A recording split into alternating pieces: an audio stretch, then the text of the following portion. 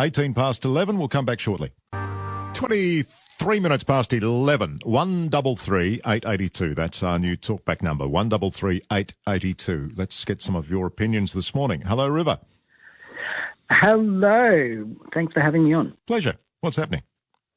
I'm the founding director at Developing Australian Communities. We just did our huge NDIS Expo there in Perth, which we got to have Spinal Life at. And I really appreciated what Mark was saying. My father went through the exact same thing, trying to get access to services in aged care.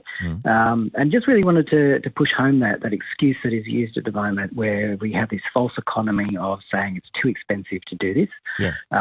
What we find is that staying at home, being supported to be independent at home with a little bit of funding, so things like transfers and being put into bed, getting out of bed, that sort of stuff, it helps you stay independent, stay home longer, and stay out of those big facilities that cost a lot of money. So in the community services sector, and I'm sure Mark would probably agree with me, we see that a lot, and we see that it actually saves money by keeping people at home. And we don't want niche schemes. We don't want aged care systems as NDIS systems when it's the exact same service. Yeah. Now, what's the point of having two levels of bureaucracy? As a service provider, I have to be licensed under aged care as well as NDIS and all the admin that goes with that. Yeah. And it's the exact same service.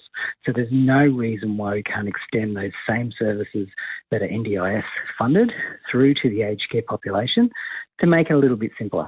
Yeah, well, I thought his comments, River, were very revealing about what he thought was the root cause of some of the budgetary problems. You know, the fact that you could get away with slashing a lot of administration costs but still have a great service.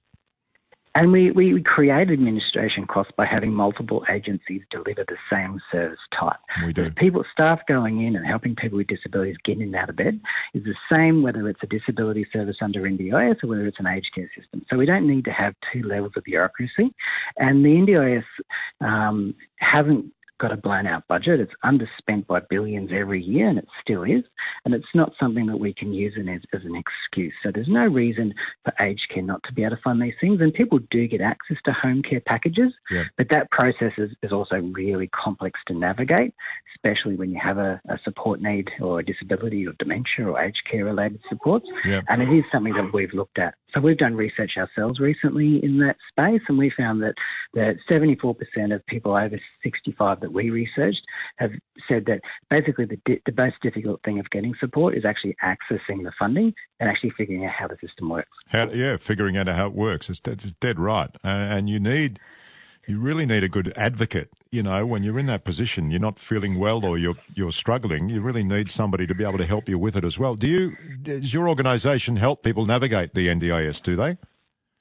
So what we do is we create those spaces in every city where we do these massive expos where people can come and find all those services, but also get help figuring out how the system works. Right. So we provide a big free information service. So we had people in Perth come that are looking at aged care services as well as NDIS, going, how do I actually apply? Because with NDIS, we have another layer of complexity. So, for example, the case that was in Queensland that was used, the lady that's in the wheelchair sleeping there for hundreds of days. In aged care, you may get approval to access, say, a level 3 home care package that funds you to have staff coming to your home. But that doesn't mean you get access to the funds. There's only so many of those packages allocated every year. So even though you get approved for level 3, there may actually be no level 3 packages available in your region. So you may not be able to get access to those services. Yeah, correct. Yeah, the ACAT thing is another one that's hard to navigate. River, it is. Have you got a website or something people can go to? We do. People can stay up to date with us through dacommunities.com. That's the easiest one to say on radio. And we do a lot of events and connection options for people just to find that support to try and navigate that system. DA as in Developing Australia. Yep. Well, Australian, I should say, Developing Australian Communities, dacommunities.com. That's the one. Good on you. All right, thanks for calling in. Thanks so much. Hello, Peter.